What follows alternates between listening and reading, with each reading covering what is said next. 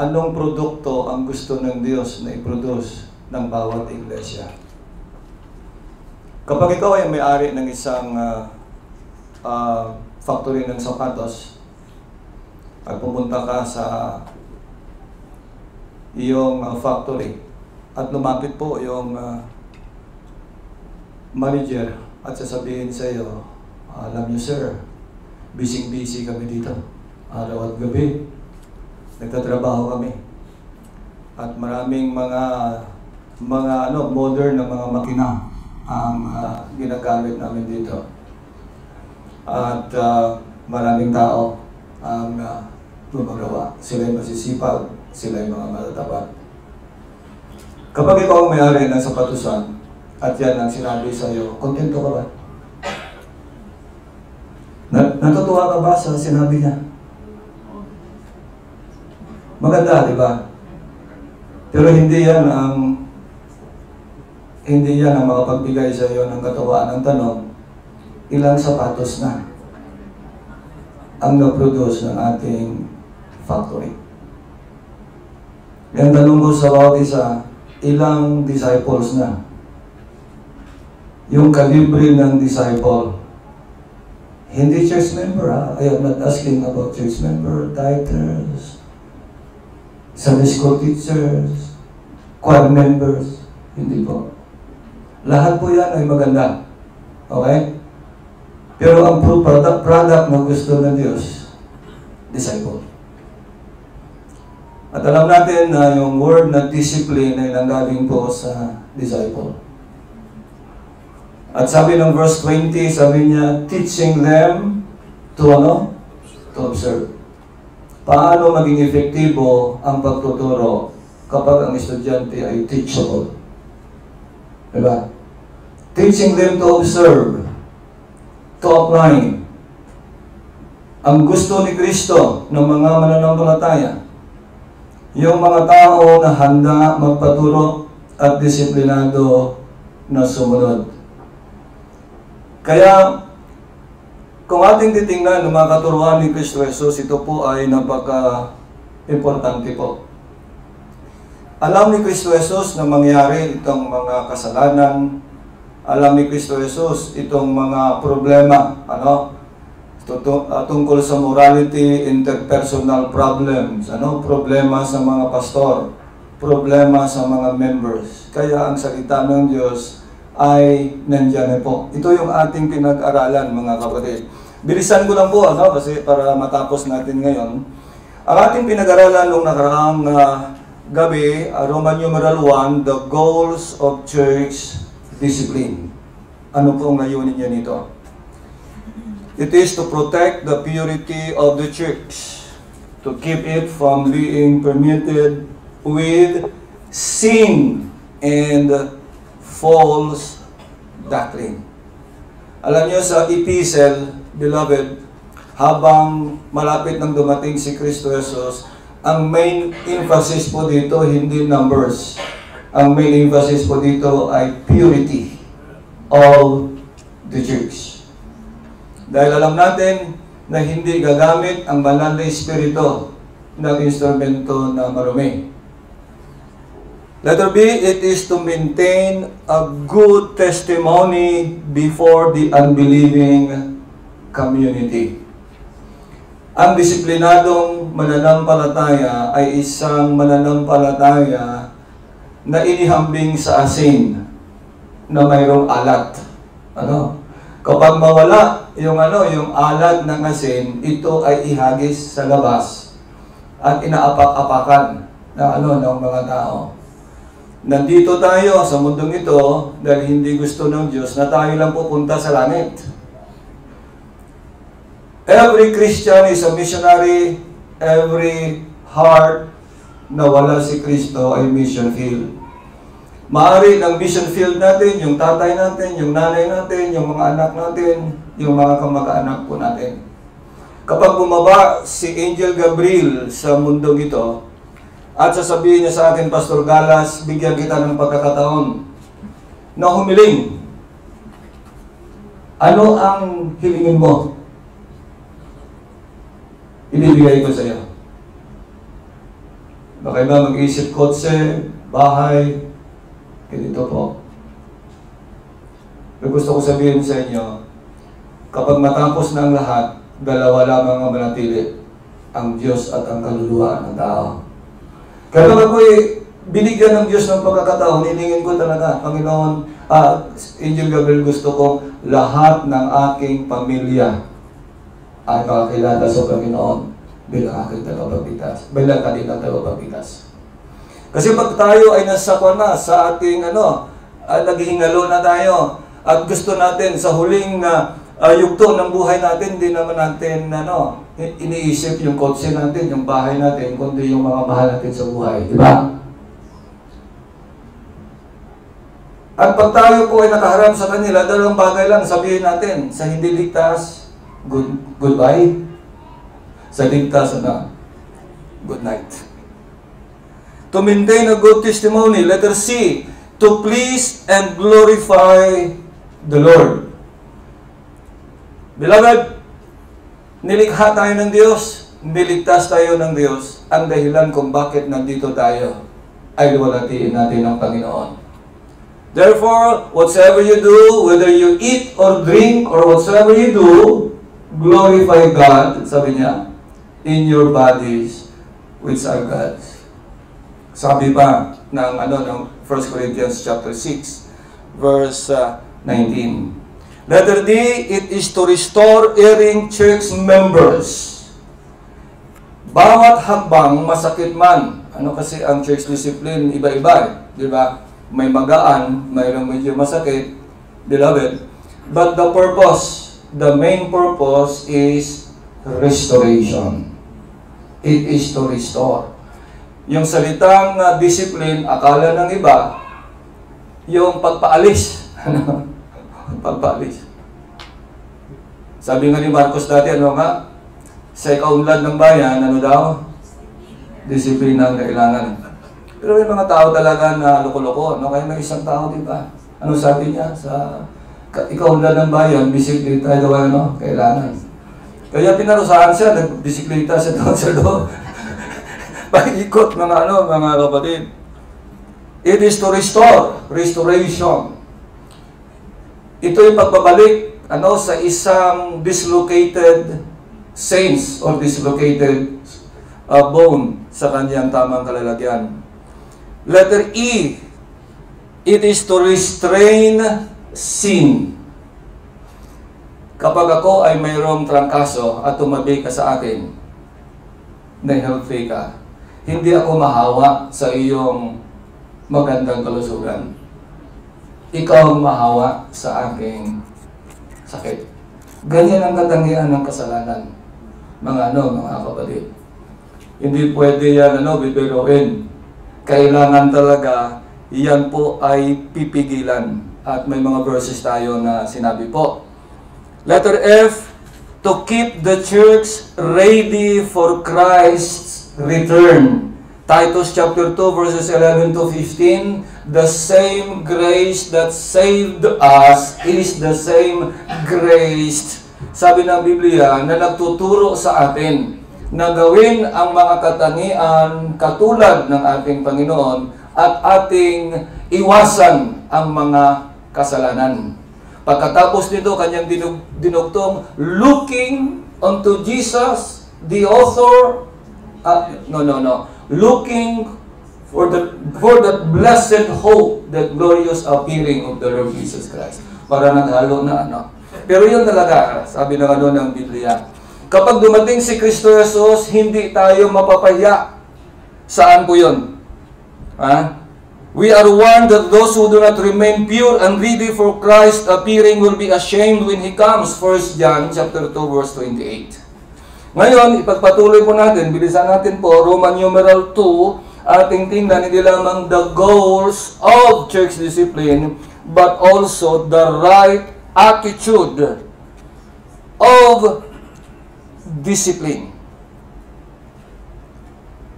Beloved, God's people must be careful to maintain the proper attitude, tamang pang-uugali, when dealing with sinning Christians and not to give place to the devil.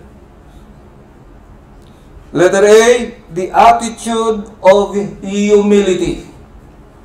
Pagpapakumbaba.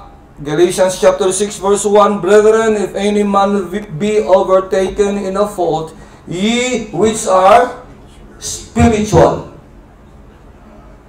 Kung hindi kang spiritual, hindi ka pwede sa ministry ng reconciliation. Minsan nabibiro kami sa pagkain. Pag mayroong dinuguan na na-serve, nag-announce agad, ito para lang sa spiritual. Restore such an one in the spirit of meekness. Dalawa na po. Beloved, spiritual. Pag sinabi natin spiritual, spirit-filled. Hindi puspos ng sarili. Okay? Meekness. Ang meekness, hindi weakness. Alam nyo, hindi sapat na mayroon tayong karunungan lang. Kailangan ang puso natin ay ating inihandog sa Diyos. Kasi si Solomon, matindi yung wisdom. Bakit siya bumagsak? Dahil ang puso niya malayo sa Panginoon. Kaya maraming mga mananampalataya, may mga pastor din, na maraming alam.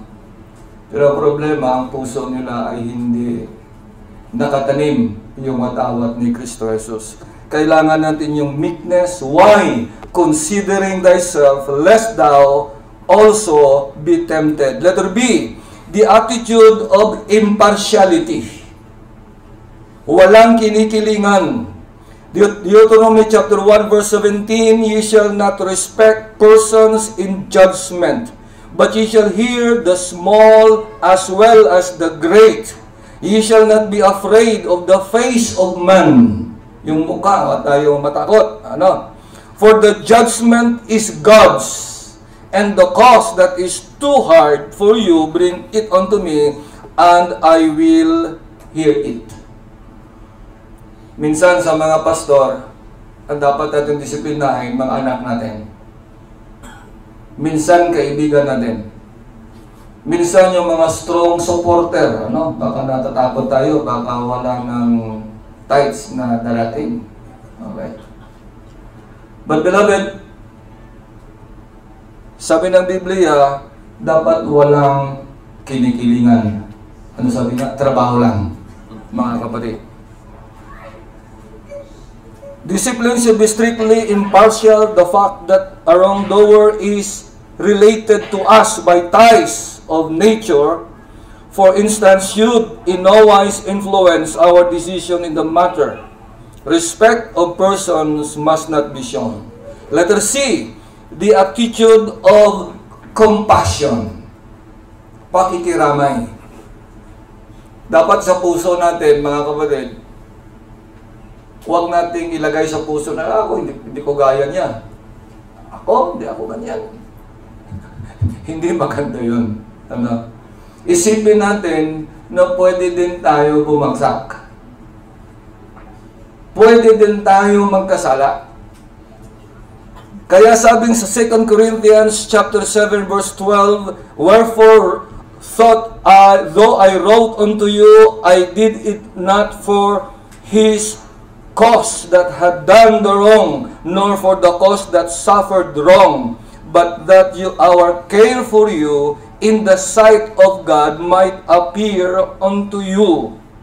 Beloved, discipline must be exercised with much spiritual care and tenderness. Anything less than compassion is not Christ-like. Ulitin ko po. Anything less than compassion is not Christ-like. We think of how Christ dealt with Peter. Diba? Nung dininay ni Pedro si Kristo, ilang beses po yan? 3 beses.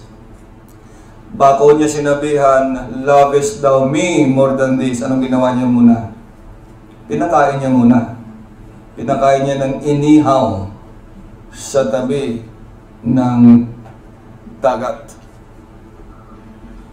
Beloved, Christ reproved Peter with a look.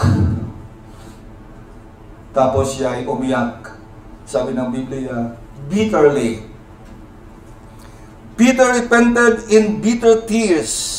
Matthew 26:74-75, and Christ restored him with a solemn public exhortation. Hindi pa nadala sa isa lang tanong eh.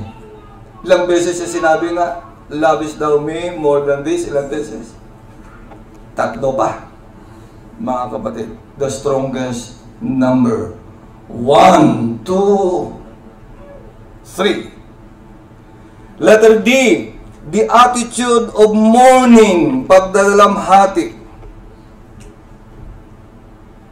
Beloved, walang pinakamalungkot na pagkakataon na pipigilan mo ang isang mananampalataya na magpartake ng Lord's Supper dahil siya ay nadisiplina. Pigilan siya na umawit sa choir kahit maganda ang kanyang boses dahil sa pagkakataon na yon, sintonado ang kanyang buhay. Hindi madali. Kaya sa paggawa natin ito, kailangan mayroong pagdalamhati. It is the last putting away that person from the Lord's table. It is the last sad and unavoidable act of the whole assembly.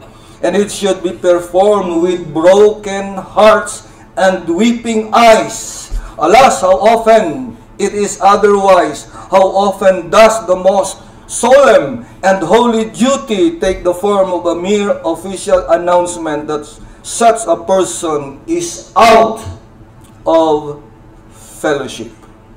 Need we wonder that discipline so carried out fails to tell with power upon the erring one or upon the church? Kailangan mayroong pagdalamhati. Kailangan umiyak din tayo. Ano sabi ng Bible? Weep with them that weep. Sa kabilang dako, rejoice with them that rejoice.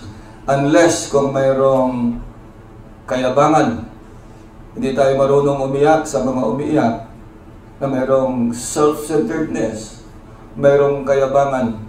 Hindi tayo marunong matuwa sa mga natutuwa dahil sa inggit.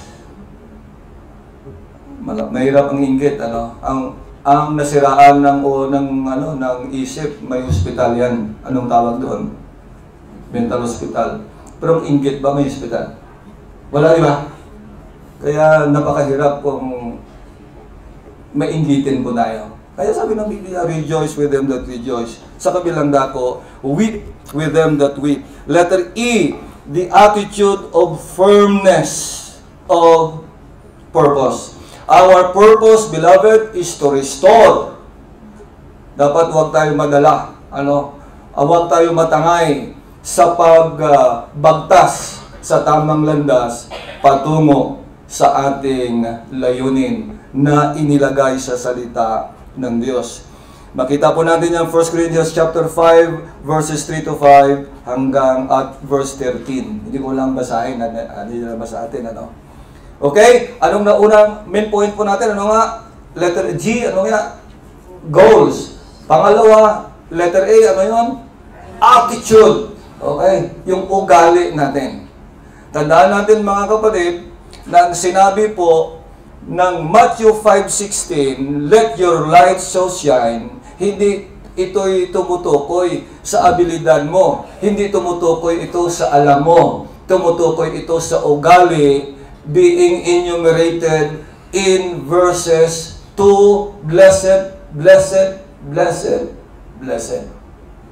Attitude. Beatitude. Ugali ang importante. Okay?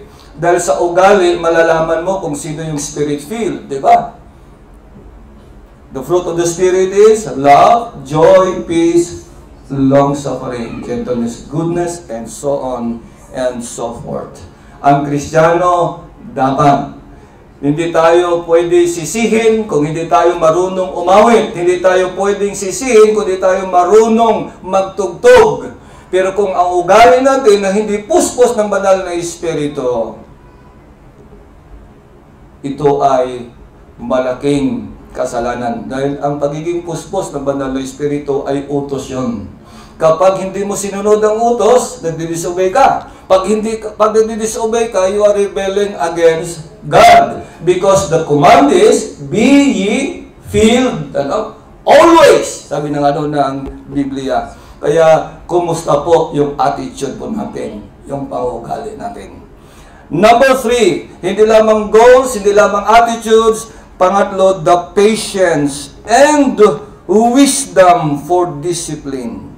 Beloved, church discipline requires patience and much godly wisdom. Dahil bawat pangyayari ay iba-iba yung sitwasyon. Each situation is different. There are general biblical principles, as we will see, but the application of these principles requires the Lord's wisdom. He alone knows the hearts. Ang iglesia at ang mga membro ay pagmamayari ng Diyos ito.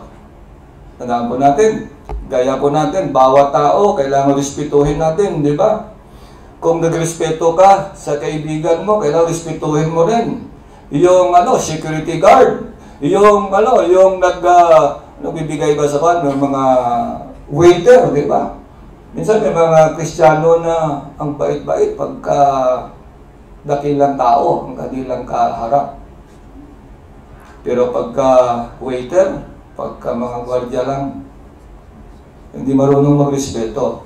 Tandaan natin, lahat tayo ay mayroong image of God, di ba?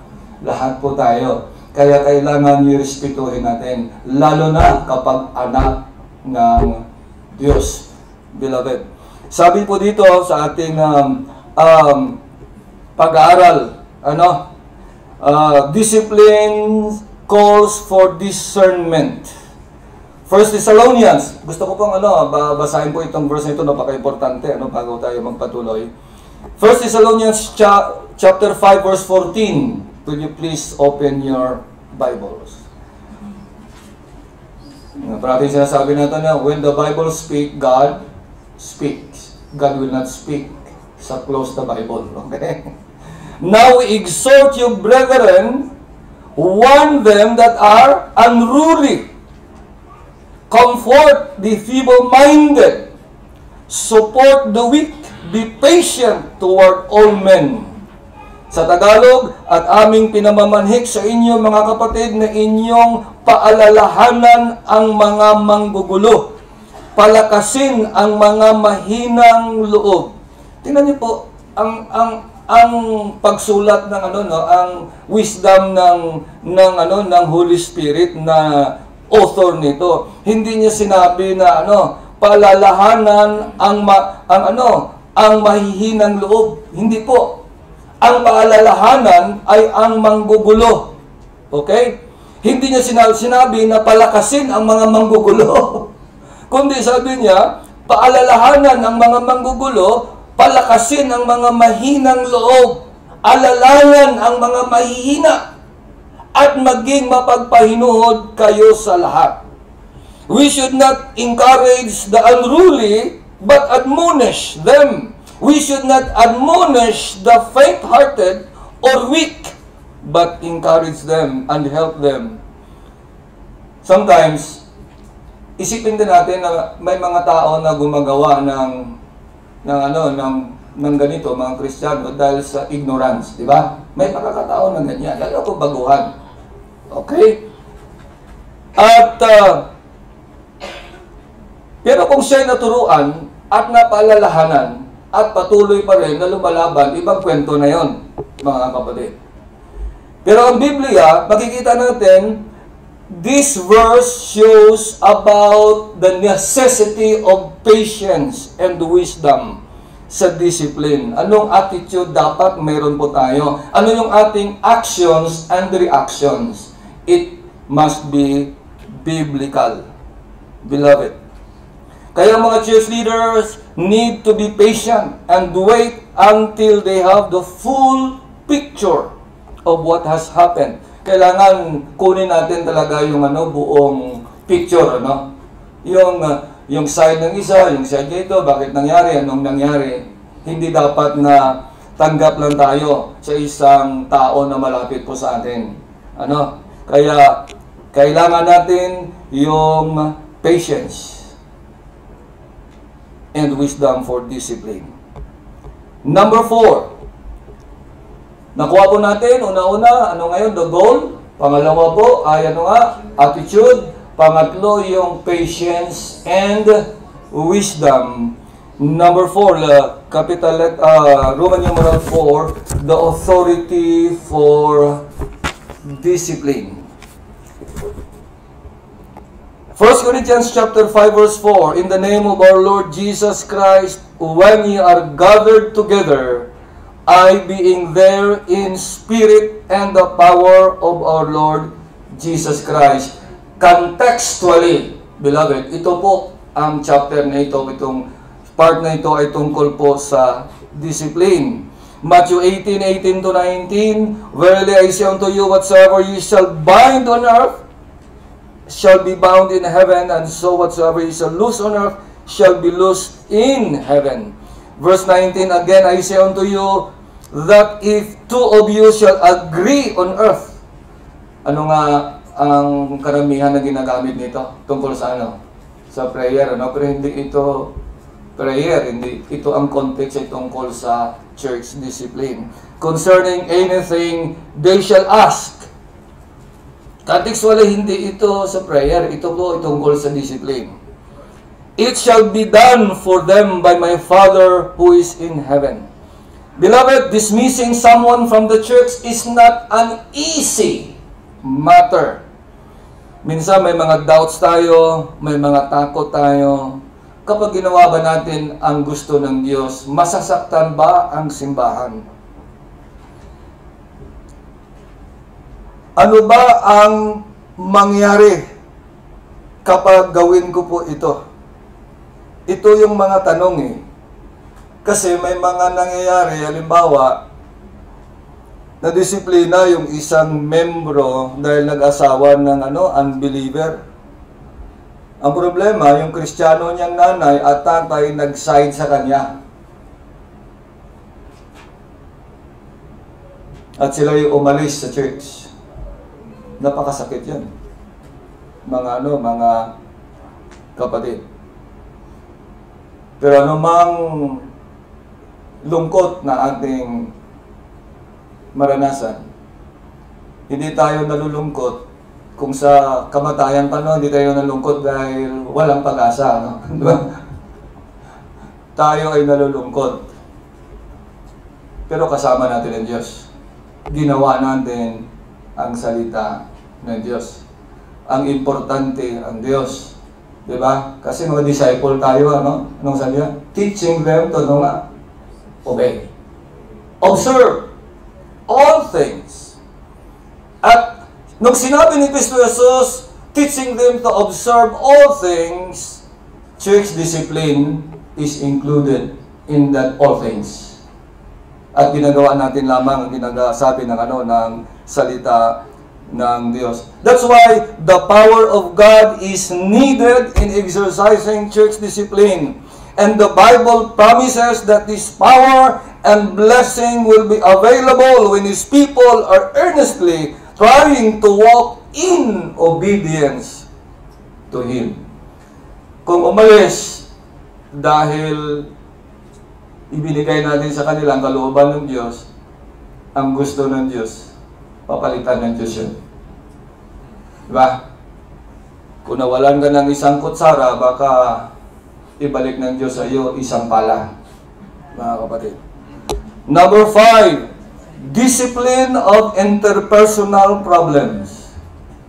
Ito ang mga nangyari, yung may mga churches na nahati dahil sa personal, hindi sa doctrinal, yung problema sa gitna ng mga mananampalataya. The discipline of problems between church members is dealt with very clearly in Matthew chapter 5 and chapter Ano nga? 5 and ano, chapter 18. Kung basahin po natin, mga kapatid. Sabi ng Matthew 5, therefore, if thou bring thy gift to the altar, and there rememberest that thy brother hath aught against thee, leave there thy gift before the altar. Iwanan mo. Meron kaming choir member. Ginawan siya ng masama nang pupunta po sa church. Tapos, nangyari, humingi ng forgiveness ang gumawa ng mali sa kanya. Ang problema, sobrang nasaktan siya na hindi niya mapapatawad. Sabi, hindi ko pa mapapatawad. Sabi namin, huwag ka muna maghandog sa Diyos kung hindi ka magpatawad. Di ba? Sabi ng Biblia eh. Huwag ka muna humandog. Huwag ka muna umawit sa choir. Kapag hindi ka mag-forgive dito. Kasi sabi ng Biblia, kapag ikaw magdala ng handog sa altar at naalala mo, that thy brother hath aught against thee. Dalawa ito eh. Naalala mo na ikaw ay nagkasala. May kasalanan ka na ginawa sa isa. O ang isa may ginawa sa iyo. Balance ito eh. Mga kapatid, iwanan mo ang iyong handog sa harapan ng altar. And go thy way. First be reconciled to thy brother, and then come and offer thy gift. Beloved, kung mayroon tayong bitterness at masamang loob, sa puso natin, kahit anong pag-preach ko yan, hindi tatanggapin ng Diyos yan. Kapag kahit ako'y mag-awit sa choir, hindi tatanggapin ng Diyos yan. Kahit magsamba ako, kahit ikaw pa ang unang magbukas ng gate ng church. Wala yan. In Matthew chapter 5 and Matthew chapter 18, beloved, there are two commands of Christ, which, if faithfully obeyed, would, in almost every instance, prevent personal offenses from assuming such form and magnitude as to require church action. Kaya, itong command, beloved, ibinigay ng Diyos na Kanya pinigilan mo na yung isang tao na sumamba sa Kanya. Huwag kang sumamba sa akin hanggat hindi mo naayos ito. Okay? May mga praktikal na makita natin. Siguro ito ay, common naman po sa atin ito. Mga practical po na steps in dealing with interpersonal problems in the church. First, the matter should be discussed privately between the two church members. Pag personal, pag may lumapit sa iyo at nagsabi, alam mo, ganito. Sabi mo, oops, wala akong kanyan. Wala akong pakialam dyan. Sa gitna nyo yan.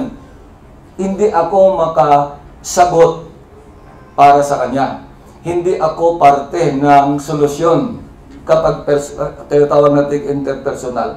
Kaya kung may kaibigan kayo, o sino man lalapit sa inyo, pigilan nyo na agad. Diba? Baka madungisan pa kayo. Diba? Kung may galit ka doon ka punta, hindi ka napunta sa akin kasi wala ka na magalit sa akin eh. Diba?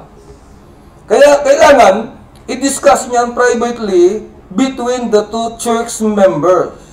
Ito po ang sinasabi ng Matthew chapter 5. Pagka may ginawang masama sa iyo, diretso ka doon. Hindi kanino man. Okay, kay Marites. Okay, huwag po yan, Minsan, yun po ang nangyayari. At the individual who takes the initiative should go not only to confront the other person, but also to listen. Pakinggan mo rin yan, di ba? Kaya sa church natin, pag may mga problema, hinaharap po natin yan, at sabihin natin, ang importante dito, hindi kung sino ang mali, sino ang tama.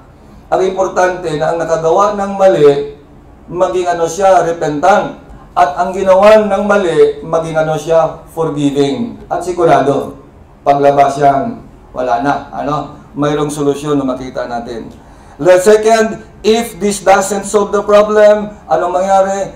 The injured brothers should take one or two others. Yun na po, na maging witness, di ba? Pagka hindi pa mag-repent itong kapatid na kinausap. Third, if that doesn't solve the problem, the matter should be brought before the church. Doon na sa church. Ito po ay second and third. Involved na yung iba.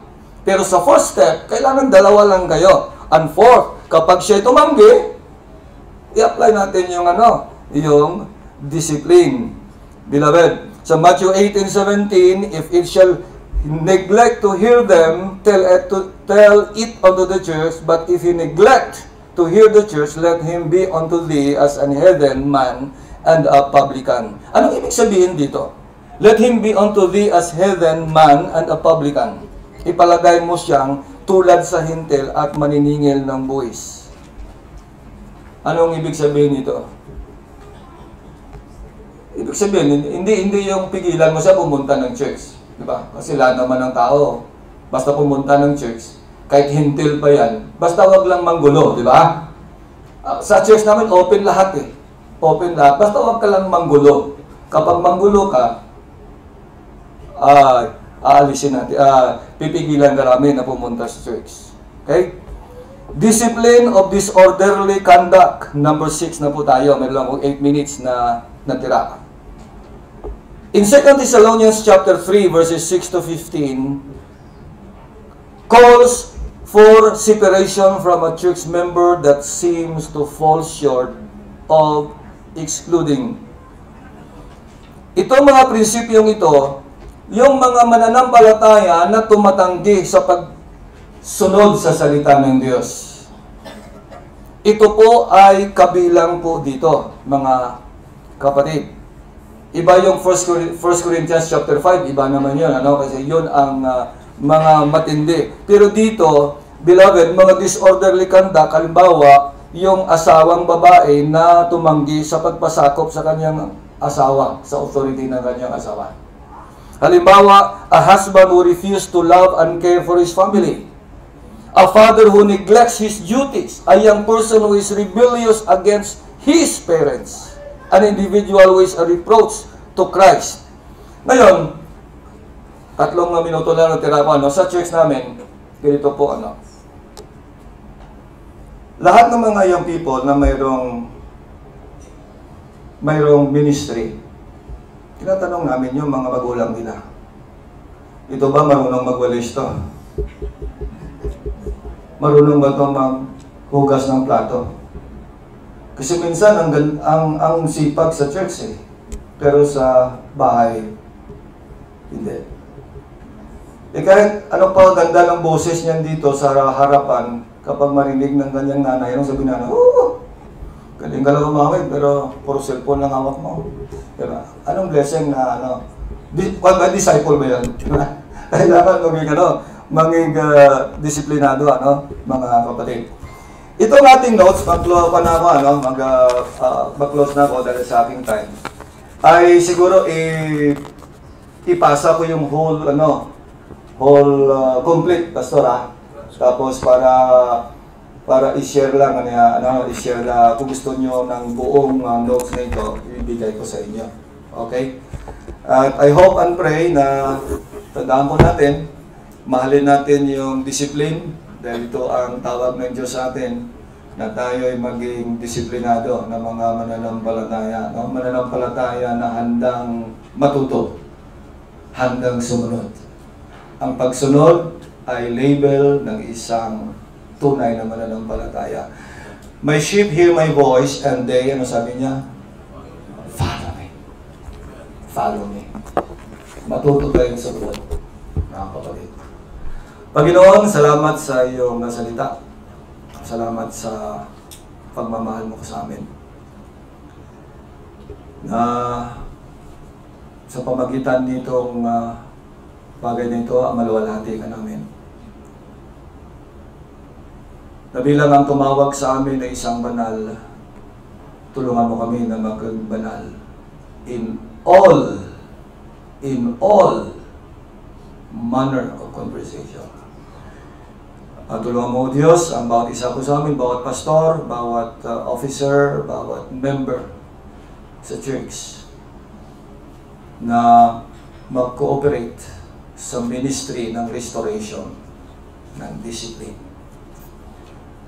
Alam namin, ang kalaban namin si Satanas, kalaban namin ang sanglibutan, kalaban namin ang aming mga sarili. At sinabi ni Kristo, the gates of hell shall not prevail against it.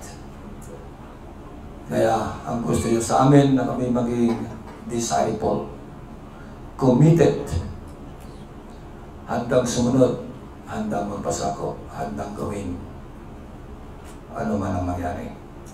Lahat ng ito ay aming dinadalangin, lahat ng kalwalatian, lahat ng karangalan ay aming binabalik sa iyo, Panginoon, sa matamis ng pangalan ni Jesus. Amen. Amen.